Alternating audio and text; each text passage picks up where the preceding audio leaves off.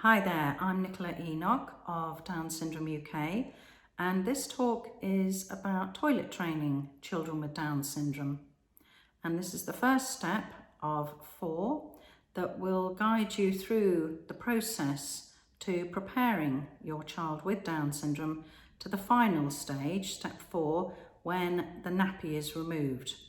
I think generally in the typical population we would consider starting toilet training with a child the day that the nappy is removed. But for the little one with Down syndrome, that's the final step, not the beginning. A lot of people wait till the summer before child is due to start school and remove the nappy and announce that the child isn't ready, that they're struggling, it's all too much, they can't cope with toilet training and therefore they're not ready. We work extensively with June Rogers of Bladder and Bowel UK, and it's her step-by-step programme that we recommend. And June advises that in her extensive experience, she's yet to discover a child with Down syndrome who announces the day that they are ready. So what we need to be doing is preparing the child, starting from a very young age, building toileting into their everyday routine. So as a child learns the connections, the associations that going to sleep, you go to the bedroom, that for eating and drinking you will go into the kitchen, that the bathroom is used for not only bathing but also for toileting. So it's simple steps like, if at all possible, changing baby's nappy in the bathroom. So you're building that connection. And if the nappy, if possible, to empty any poo into the loo, to talk about flushing the toilet and that's where the poo goes, to show the child and talk about washing hands after visiting the loo, and really introduce the language, talk about nappy being wet or dry, clean and dirty, and do that each time you're changing the nappy, so that little one that just becomes part of their knowledge and experience.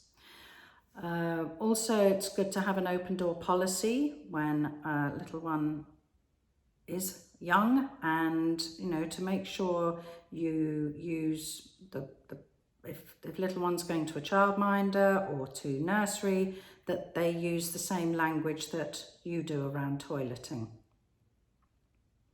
So we launched a campaign, an initiative, which we call Pants for School, because we do believe that if people start early enough and put in the preparation, that the majority of children are perfectly capable of being out of nappies and into pants, ready for when they start school.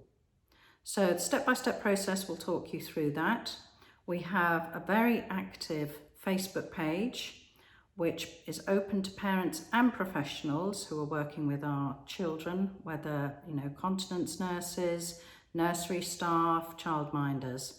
And that page is called DSUK Going Potty. Details will be at the end of the talk. But we'd encourage you to join that, and there's tons of advice on there, as indeed there is also on Bladder and Bowel UK's website. So, as I say, it's about creating associations and connections, introducing the language, and we'd recommend starting to sit little one on the potty on a regular basis from when they're just starting to be able to sit up, so perhaps around 9 months of age. They may not be strong enough to sit on the potty unaided, so you may well be supporting them, but build that into part of their everyday routine. Perhaps each evening before bath time, pop them on the potty, and you might be pleasantly surprised and have some direct hits, which obviously if you do, then you give tremendous praise and talk about doing a wee in the potty or a poo.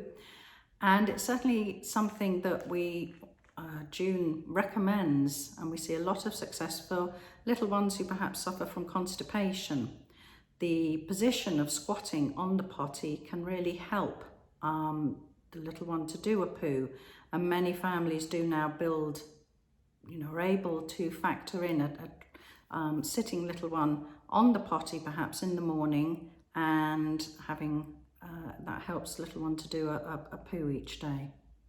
So set the scene, put in the groundwork, and it really will pay off, because we know our children need more practice and experience to acquire new skills, and toileting is a set of skills.